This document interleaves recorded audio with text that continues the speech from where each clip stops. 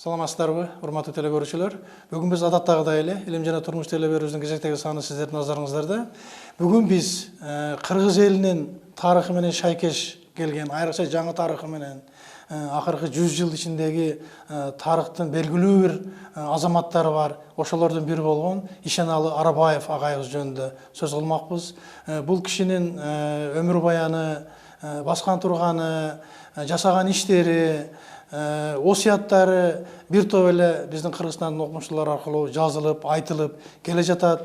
Эң көрүнүктүү эске алуу бул биздин Кыргызстандагы алдыңкы университеттердин бири болгон мурдагы Кыргыз педагогикалык университетинин ушул кишинин атынан коюлушу дагы өзгөчө бир мааниге ээ. Бул чынында эле тарыхый окуя.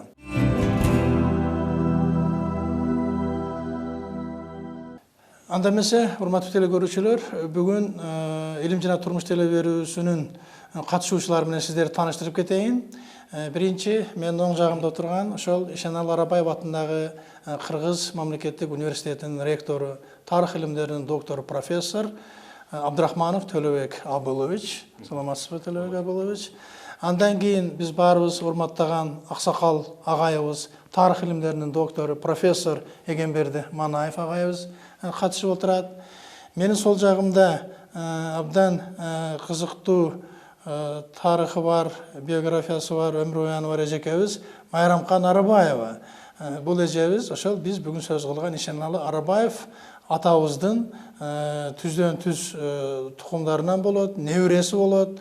Бул киши өмүр бою билим берүү тармагында иштеген, азыр ардактуу эс алууда. Ишеналы Арабаев атындагы университеттин башчысы, ректору, профессор Абдрахманов Төлөбек Абыловго берсек, урматтуу профессор, биринчи кезекте ушу Ишеналы Арабаев атабыз жөнүндө, ал кишинин окумуштуулук, ушул тарыхый инсан катары, андан кийин сиздин университетке аты коюлганын өзү да жөн жерден болбосо керек. Ошол жөнүндө өзүңүз сөз баштап берсеңиз. Рахмат. Эми Ишеналы Арабаев бул Кыргыз элине аттын кашкасындай белгилүү инсан. Бул кишинин турмушу, өмүр жолу ар түркүн багытта болгон, анан Кыргыз элине кызмат кылуусу дагы ар кандай багытта жүргөн деп айтсак болот да. Ушу медреседен баштап жадичиликтен советтик партиялык кызматкер, анан илимий ишмер, журналистика багытына дагы чоң салым кошкон, кыргыз басмасөзүнүн калыптанышына баягы чоң салымын кошкон. Анан эми бул жерден мен өзгөчө бир белгилеп айтып кете турганым, бул кишинин бул агартуучулук ишмердүүлүгүн айткым келет да. Ушу Тубаса Кыргыздын бир агартуучу окумуштуусу катары жөнөкөй медреседен билим алып, андан ал билимин улантып, бул Россия империясынын Волга боюндагы татар, башкыр элдеринде билим алып, анан Түркияга чейин барып, айторуш кылып өзү чоң билим алып келип, андан ошо билимин Кыргыз элине таратып, Кыргыз элинде жадичилик кыймылдын бир негиз салуучуларынын, баштоочуларынын бири болгон. Андан кийин Октябрь төңкөрүшүнөн кийин ошол Совет мамлекетине да кызмат кылып, бирок кызмат кылганда өзгөчө бир көз караш менен, өзгөчө орду менен кызмат кылып, биринчи кезекте Кыргыз элинин, түрктөрдүн, анан мусулманчылыктын талабын талашкан. Ошол эле мезгилде ушул 3 багытты кармай билип, анан элдин эң негизгиси ушу агартуучулугуна көп көңүл бурган адам болгон да. Анан эми бул кишинин азыр мен бул жерде кесиптештерим да бир топ нерселерин айтат. Мен айта турган нерсе, ушул кишинин ушу агартуу Кыргыз мамлекетинин түптөлүшүнө, андан ошодо агартуучулук, ошодо илимий изилдөө иштеринин жүрүшүнө кошкон аябагандай чоң салымын эске алып, биздин мамлекет көз каранды эместикти алгандан кийин биздин университеттин жамаатынын баягы демилгеси менен, андан кийин ушу биздин жаңы көз каранды эмес мамлекеттин жетекчилигинин колдоосу менен ошо биздин университетке туура эле аты берилген деп эсептейбиз. Ошондон бери биздин университет мына Ишеналы Арабаев атындагы педагогикалык университет болуп келатабыз. Албетте 2005-жылы статус мамлекеттик университет деп өзгөрүлгөндө бир жакшы ойлор болгон. Ошол менен университеттин баягы мүмкүнчүлүгү көбөйөт, профили кеңейет, анан баягы өнүгүп өскөнгө жакшы мүмкүнчүлүк шарт болот деп.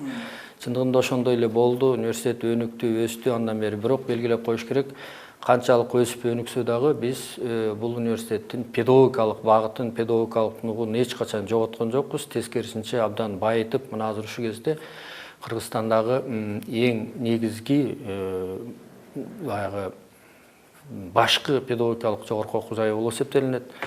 Муну ар бир көп жагынан алып далилдеп айтсак болот. Бул жерде мисалы үчүн Кыргызстанда педагог илимдеринин докторунун, педагог илимдеринин кандидаттарынын, профессор, доценттеринин эң көп бөлүгү ушул университетте топтолгон. Бул университет Кыргыз Республикасында педагогикалык билим берүүнүн мамлекеттик стандарттарын дайыма ушул университеттин жамааты негизи даярдайт.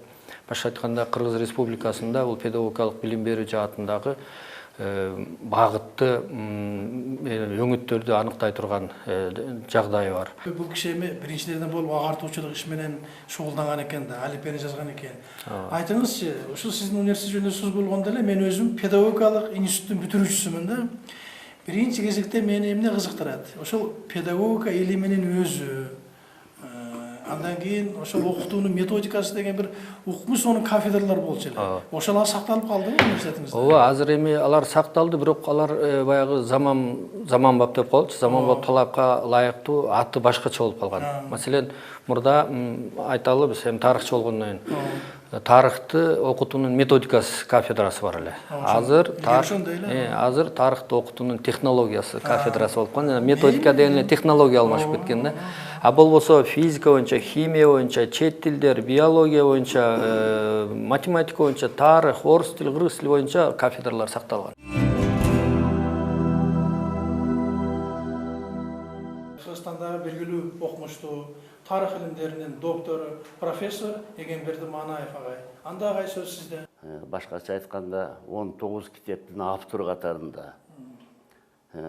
Араб кыргыз жазмасын башат түзгөн катарында. Алгачкы Түркүстандагы агартуучу комиссиянын жетекчиси катарында. Андан бөлөк азыркы Эркин Тоо газетасынын негиздөөчүсү катарында белгилүү. Бирок бул кишинин коомдук турмуштагы, саясий турмушта алган орду бүгүнкү күндө али толук изилдене элек. Изилденсе дагы кээ бир маселе бир жактуу каралган жактары бар. Ошол үчүн мен бир коомдук турмушта алган орду жөнүндө бир маселе көтөрүп көрөйүн. Бул киши учурунда ошол Абдыкерим Сыдыков, Юсуп Абдрахманов сыяктуу эле эң алдыңкы орунда коомдук саясий турмушта жүргөн адам. Анткенде Алаш партиясынын негиздөөчүсү катарында Кыргызстандагы жетишүү өрөөндөгү баягы биринчи ошол Уфа татарлары менен биригишип туруп, аны ошону негиздеген адам, аны ошол үчүн ошолор менен чогуу чыккан. Эми булардын ичинен мен эки нерсени бөлүп алып көрсөткүм келет. Биринчиси мына бүгүнкү күндө жанагы 10-жылдык көтөрүштү 100 жылдык жөнүндө белгилөө жөнүндө маселе көтөрүлүп атат. Мына ушул маселе алган ордун эле айтып кетейин. Бул Ишенал Арабаев ушул 16-жылкы көтөрүлүшкө өзү да качып барган, кайра кийин келген. Анан келгенден кийин Алаш партиясынын атынан Ленинге кат жазган. Ошол Ленин жазган катында могуларды көрсөткөн. Биринчи Кытайга качып барган кыргыздардын абалы 250 миңден ашык адам. Ошолордун абалы, алар кулга айлангандыгын, аларга эгерде кеңеш өкмөтү жардам бербесе, алар келбей тургандыгын, ал үчүн атайы көрсөтмө берип, баягы буларды кайрадан сатып алуу маселесин көтөргөн. Ленинге жазган экен. Ленинге жазган о. Ленин болсо ал катты алып туруп Сталин Каменскийге жазган да.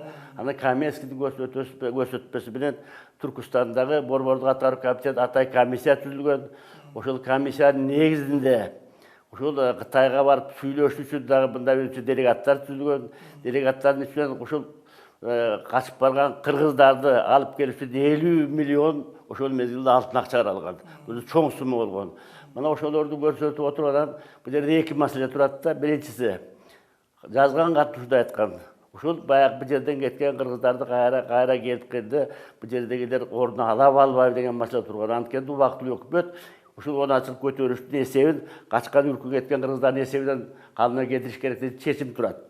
Ошол ушуну көрсөтүп өз ордуна алып келүү маселесин, андан кийин булардын баарын отурукташуу маселесин көрсөтүлгөн. Ушулардын негизинде кийин ушул атайы Түркүстандын Борбордук аткаруу комитети комиссия түзүп, Ошо Кытай бийликтери менен сүйлөшүп, кайра кыргыздарды баягы башты сатып алган сыяктуу алып келип турган, кайра баягы алып келип отурупташтырган. Бул бир маселе. Андан бөлөк Шенал Арабаев уулу казак боордош туугандарына кат жазган. Кыргыздардын абалы кыйын абалда турат. Азыр алып келип бүт бойдон учурап калды, боордош туугандар жардам бергиле деп. Ошол үчүн бул Атаев бул казак туугандары, казактар менен байланышып турган интеллигенттер. Алардын баары чоң каражат чогултуп алып келип, мына ушуларды алып келип, орноштуруп, жерлерин эметкенде Шенал Арабаевдин чоң баягы саясатты билген адам катарында туруп, ушуларды белгилеп кетүү керек. Бул бир маселе. Жаңылык экен, абдан чоң жаңылык экен, чынында. Анан Жаңылык керек экен, эми бул кишинин бул даже кыргыз мамлекетин түзүүдө алган орду да абдан чоң маселе. Ошол үчүн мен бир экинчи маселе айтайын. Мына бүгүн 30чулардын арызы деп атат. 30чулардын арызына чейин Шенал Арабаевдин партиялык характеристикасына турат. Бул мамлекеттик деңгээлдеги жогорку кызматтарды аткара турган адам деп турат характеристикасында, партиялык эмесинде. Аны 30чулардын арызынан кийин экинчисинде уже анткени Абдыкерим Сыдыков менен ушу Арабаевди партиядан чыгарганда, ошондо буну жергиликтүү бийликтерди гана иш жүргүзүүгө жөндөмдүү, анткендиги көп маселелерди саясий маселе түшүнбөйт деген экинчи характеристика турат да. Эми ушул жерде белгилей турган маселе. Бүгүнкү күндө Кыргызстандын тарыхында ана 30чулардын арызы баягы бунун объектив себептери көрсөтүлбөйдү, баягы 30чулардын арызы моголдорду көрсөтүлгөн, ошол үчүн каралган дегенде баягы каралып атат да. Бирок 30чулардын арызы ошол мезгилде дагы Совет өкмөтүнүн алгачкы турунда баягы көп маселелер боюнча дискуссия жүргөн. Мына мисалы үчүн улут маселеси 21-жылы улут маселеси каралган съезде, ошол улут маселесинде улуттарга эркиндик берүү, кадрларды даярлоо, кыргыз улуттардын баягы каада салтын, нарк-нерселерин сактоо, жаналарга көмөктөш болуу жөнүндө маселе каралган. Мына ошол маселелерди баягы жерлерде талкуу болгондо, мына ошол талкууда Кыргызстандын каймак интеллигенттери чогулуп туруп ошол маселелерди көтөргөн. Ошол маселелерди көтөргөндө Шенал Арабаев баягы демилгечи, ал эми Абдыкерим Сыдыков уюштуруучу катарында каралганда. Бул каралганда момундайды көрсөтөт. Биринчиси, Совет берген бийликти партиялык бийлик башкарып алып туруп, көп мезгилдерде партиялык бийликти орустардын отургандыгы жөнүндө бул бир маселеси. Экинчи, советтик бийлик толук пайдалана албай, көп маселелердин баардыгын урушчулукка бөлүнүп кеткен саясатты жүргүзүп аткандыгы жөнүндө белгиленет. Анан үчүнчүдөн ушул тилди кыргыз тилде жүргүзүп, коомчулукка түшүнүктүү жүргүзсө жакшы болор эле. Анткени жогорудагы каттардын көбү, чечимдердин көбү орусча жүргүзүп, көбү түшүнбөй атат. Мына ушул сыяктуу көптөгөн маселелерди көтөрүп чыккан. Мына ошолордон кийин 30чулардын арызы бүт бойдон каралып деге эмеге кеткен. Тиги Москва чейин жетип, Сталинге чейин жетип отуруп, анан каралып отуруп аягында алып келип турган ошондон экөө гана. Тиги Абдыкерим Сыдыков, андан кийин тиги Арабаев экөө партиядан чыгарган, аларды Туран партиясынын өкүлү катарында чыгарган, калган 29-у ошол ар түрдүү шартта кызматтан сөгүш же болсо баягы эскертүүнүн кызматында калган. Ушулардын ичинен чыккан экөө. Анткени ушул экөө ар дайым бирге чогуу иш жүргүзгөн. Ошол үчүн Абдыкерим Сыдыков бул Арабаевди айтса керек. Бул кыргыз интеллигенциясынын баягы молдокеси же болсо насаатчысы деп туруп. Ошондуктан Абдыкерим Сыдыков бул Арабаевди жогору баалаган.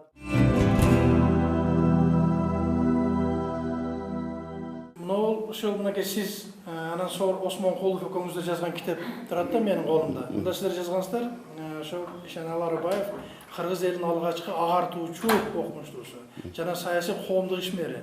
Мени бир кызыктырган жери бул киши бир эле баягы эми жаңыдан биринчи класс окуган балдар үчүн эмес, чоңдор үчүн алипбе жазган экен. Чоңдор үчүн. Демек баягы ликбез маселесине бул киши абдан актив катышкан экен. Ушул боюнча бир эки ооз сөйлөсөң. Бул эми кыргыз тилинин методикасы боюнча көп маселелерге эметип туруп, ылдам төтө окутуу деп коет, ылдам окутуунун баягы эрежелери түзүп чыккан. Анткени кыргыз эли эми учурда өзүңөр билесиңер 20-жылдарда көбү баягы сабатсыз болгондо. Аларды үйрөтүш үчүн ыкмаларды издеш керек болчу. Ошол үчүн алып келип отуруп баягы ылдам окутуунун методикасы деген нерсени издеп чыгып ошол жазганда бул эми ал кезде бул жаңылык болгон. Жаңылык эми бул киши жалгыз эле Кыргызстан эмес, кыргыздар эмес, ошол чогулуп туруп, бул казактын интеллигенциясы менен чогулуп ошолор үчүн да жазган эмгектери бар. Жана мен айтпадым 19 эмгек болсо ошонун 9-у Москвадан чыккан эмгектер деп туруп. Демек бул кишинин өзүнүн жашоо турмушу, өзүнүн өмүр баю кандай болду экен? Бул жөнүндө дээрлик түрдө сиздер баарыбыз окуп эле жүрөбүз, кинохроникалардан көрүп эле жүрөбүз. Эми бүгүн биздин илим жана турмуш телеберүүбүздүн дагы бир мейманы. Сиздер үчүн абдан кызыктуу болсо эле деп ойлойм. Ушул Ишеналы Арабаев атабыздын түздөн түз тукуму, небереси. Мына менин жанымда Майрамкан эже отурат. Майрамкан эженин да фамилиясы Арабаева. Анда сөз сизде, эже. Атабыз жөнүндө айтып берсиз. Бул университет аты коюлгандан бери эле тыкыз байланышта болуп, туугандары, ошонун ичинде мен небереси кызыгып, чоң атабыз жөнүндө көп нерсе билгибиз келип, аралашып жүрөбүз. 130 жылдыгында улуттук китепканада тегерек стол уюшулган. Ошол жерге мен барганда абдан эсимде калган бул бир нерсе болду да. Миргүл Эсенгулова ошо Арбаев университетинде доцент болуп иштейт. Ошо өзүнүн сөзүндө деп айткан эле: Россия Пушкин менен сыймыктанса, Грузия Шотове Руставели менен сыймыктанса, биздин Кыргызстан ушу Ишеналы Арабаев менен сыймыктанышыбыз керек деп. Ошондо мен ички сезимим ушунчалык толкунданып, ушунчалык ойгонуп, мен чоң атам жөнүндө көп нерсе билбей турбаймынбы? Миргүл Эсенгулова ушинтип айтып аткандан кийин бул киши, мен чоң атам залкар, абдан жакшы экен. Бул эмне себептен караланып калган экен? Анан баягы каралангандан дагы актыгы жанган инсан экен. Ошондуктан мына университеттин аты коюлуп, ошого мен азыр да сыймыктанып, эми чоң атам жөнүндө өмүр баянын биртике өзүм ата энелеримден укканым, бир туугандарыман укканым, университеттен укканымды кичине баяндап берейин. Бул чоң атамдын атасы Жумгал өрөөнүндө жашашыптыр алгачкы. Анан чоң атам 2-ге чыкканда атасын киши болду болуп өлтүргөндө чоң апабыз балдарын 4 кызы менен 2 баласын алып Кочкор өрөөнүнө келип ошол жакта жайгашып, анан балдарын колунан келишинче тарбиялап чоңойтуптур. Ошо балдарынын арасынан ушу Ишеналы Арабаев чоң атам мындай зээндүү чыгыптыр. Анан окууга умтулган, бала кезинен эле ушундай үйүнө жакшы жардам берген, энесинин оң колу болуп, ушу бир туугандарына да кайрымдуу болуп, ушинткен адам экен. Анан ошол мунун жөндөмү бар экен деп ошол жактагы молдо немеге жиберет экен да, окууларга, караколго жиберет экен.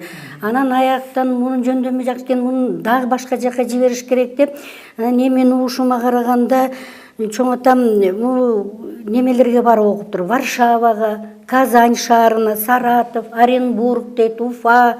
Анан эми ошол көп тилди да билиптир бул киши. Фарс тилин, славян, өзбек, татар тилдерин, түрк тилдерин, казак тилдерин билип, сиз айтып кетпедиңизби, тиги казак окумуштуулар менен чогуу неметилген экен, китептер чыгарган экен деп.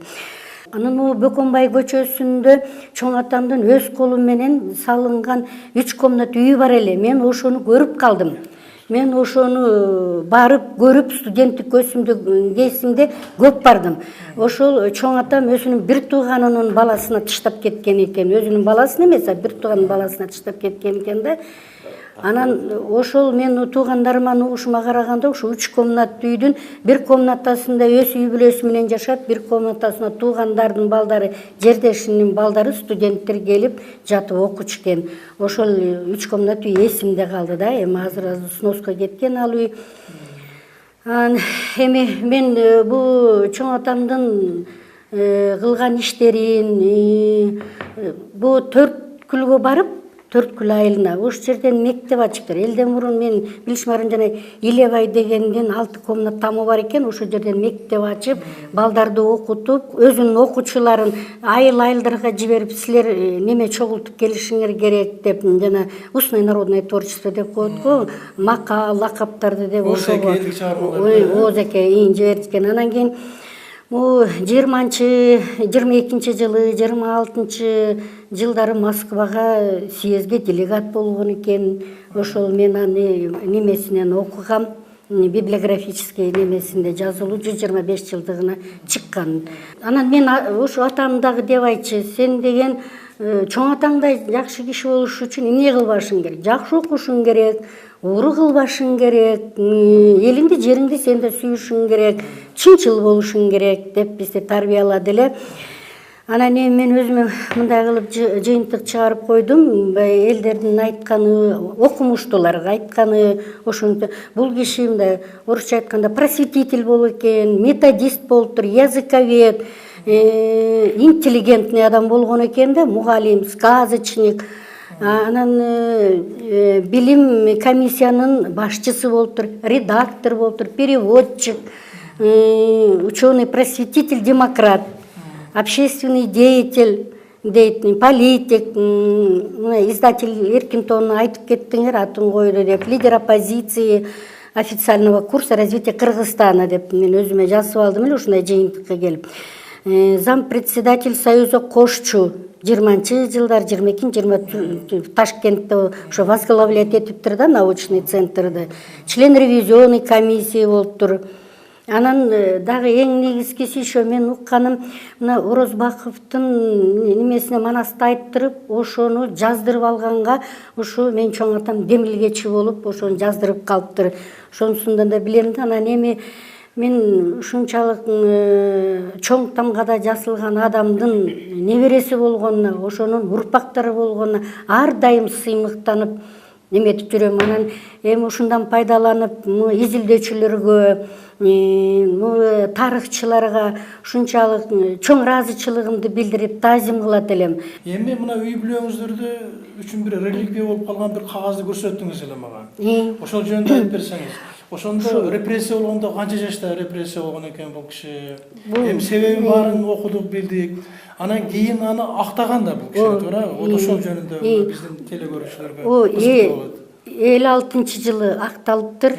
Анан 58-жылы кагасы келип. Бу военный прокуратурадан 58-жылы Ишенал Арабаевдин кызы Арабаева ак кагаз эжеме келген документ бар экен. Справка деп жазылып турат. Ошо жылы акталган бул киши деп неметкен экен. Ошол эжемдин өзүнүн личный делосунда сакталган экен. Ошону мен жакында эле алып неметип чыктым.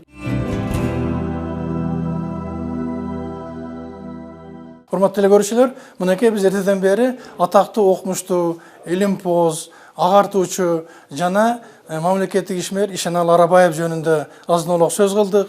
Менимче бул улуу киши жөнүндөгү сөз дагы али алдыда.